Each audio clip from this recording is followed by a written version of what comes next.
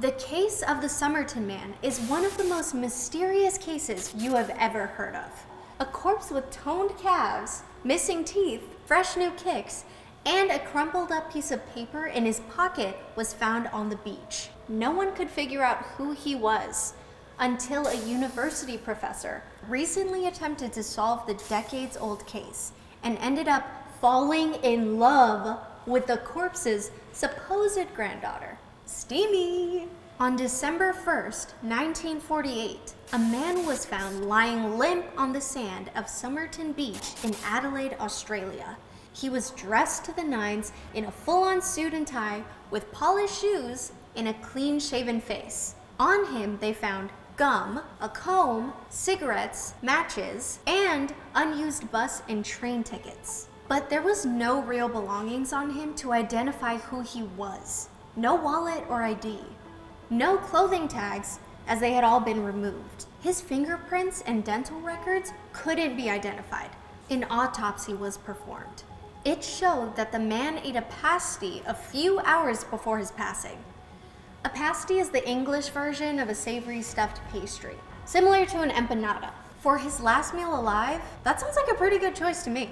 Examiners concluded he had passed away earlier that day. They couldn't find a solid cause for the man's passing, but believed he may have been poisoned. They also mentioned he had high calf muscles, consistent with people who often wore heels or danced in ballets. So this guy passed away with a good meal in his belly and toned calves? Could be worse. I mean, except for the poison part. On December 10th, the man's body was embalmed. 1 month later, an unmarked suitcase was found at a train station. It was checked into the cloakroom 1 day before the man was found on the beach. The suitcase was never picked up, so they believed it must have belonged to him. Inside the suitcase was a spool of thread that matched the thread used to repair one of the man's pockets. Nothing else inside the suitcase offered new leads. A few months later, the man's remains were re-examined. Examiners still couldn't identify a solid cause.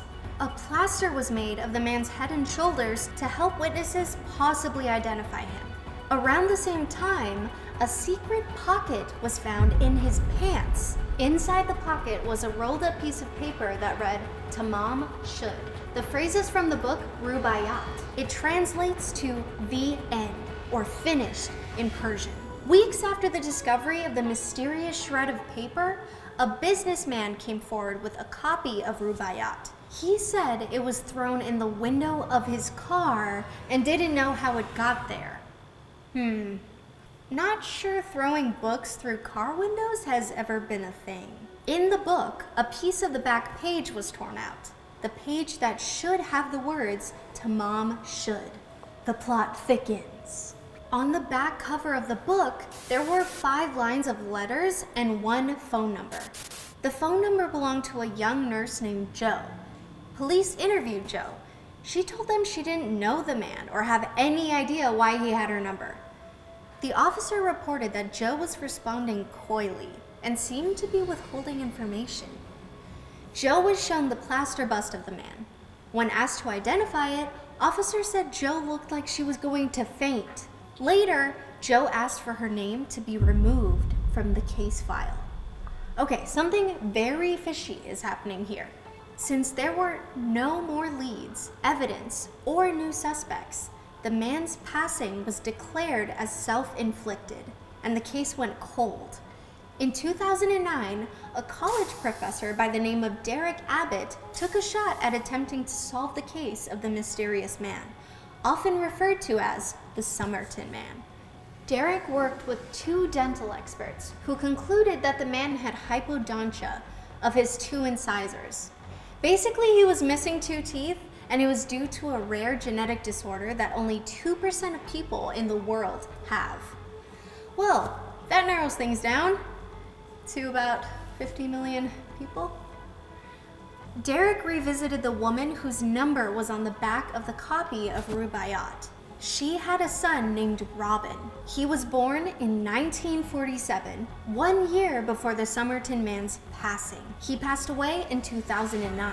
Derek studied photos of Robin and noticed two distinctive facial features: a disfigured ear and two missing incisors. Yep, that's the same genetic disorder the Somerton Man had.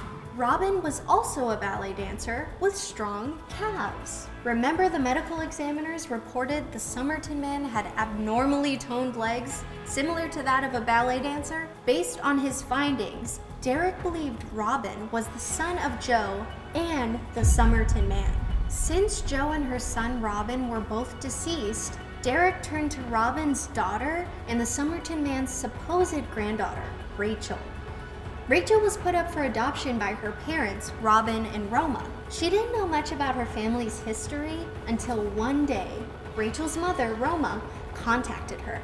Roma told her daughter that she became pregnant with her while she was dancing for the Australian Ballet.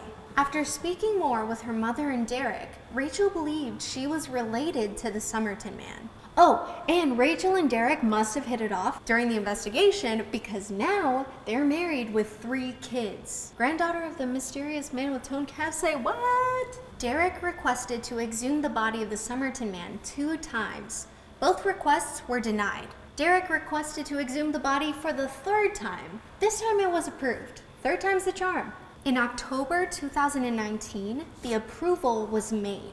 The body is to be exhumed and tested against the DNA of the Somerton Man's possible granddaughter and Derek's wife, Rachel. Last we heard, he's still raising the funds. Well, we may not have gotten the happy ending we hoped for, but at least Derek and Rachel are in love. I'm happy for them. But real talk, I have so many questions. Like, I still want to know who this man is, and why did he have that suspicious strip of paper in his pocket? Also, is this a pasty?